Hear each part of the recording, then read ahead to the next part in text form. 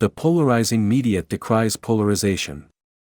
We have witnessed 2 years of journalism centered around the notion that the Republican Party was a collective of violent election-denying rioters and Jim Crow segregationists trying to suppress the black vote.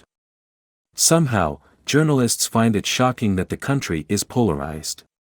On Sunday Today, NBC reporter Hallie Jackson announced that their latest polling showed 80% of voters in both parties think the other side is going to destroy America. And our pollsters say many people are being driven to cast their ballots this year out of anger, out of fear. To be more precise, NBC asked voters whether they believe the Democratic or Republican Party agendas pose a threat that, if not stopped, will destroy America as we know it. 81% of Democrats and 79% of Republicans chose the disaster movie scenario. As NBC analyst Dante Chinny concluded, when you see elections in those terms, the vitriol is bound to be intense. It's hard to shake hands at the end and vow to do better next time, if, in the minds of your voters, there may not be a next time.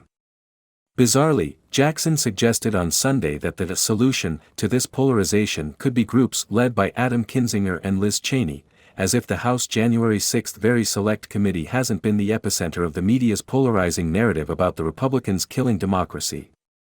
Jackson worried out loud to Willie Geist, "Are those groups gonna actually get any traction, Willie? We just don't know yet." The media spent the last 2 years trying to give them traction. The liberal media should feel free to polarize the public and tell them constantly, alongside Cheney and Kinzinger, that the Republican Party should be stripped down to the studs over January 6. The First Amendment allows them to be obnoxious cartoonists of the GOP. But they shouldn't then pretend that this full-throated advocacy is not polarizing or nonpartisan, when this message sounds to many voters like a Democratic National Committee strategy memo. The entire construction of House Speaker Nancy Pelosi's January 6 panel was partisan and polarizing. The Republican minority was not allowed to select its own members, and no one in those nationally televised hearings was going to be allowed to offer a single dissenting word from the dominant narrative. The media's coverage of this committee was just as much of an echo chamber. The Sunday show anchors brought on committee members to underline their anti-Republican talking points, and rarely to challenge them. If the media decided that they could and should play a role in depolarizing the country or trying to forge a calmer consensus, they should start with their own product.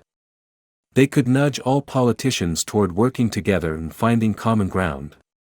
But their Trump-era business model is built for a partisan audience, echoing inside a self-righteous bubble.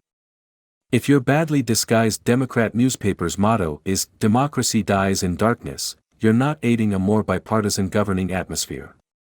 You're conducting a permanent political campaign. The liberal media is free to respond to the midterm elections by doubling down on their current path.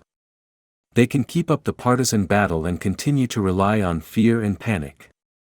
But they should know that glumly warning about American polarization looks ridiculous. And they should know that in the years to come, no one should mistakenly think of them as disinterested moderators or referees of a two-party system.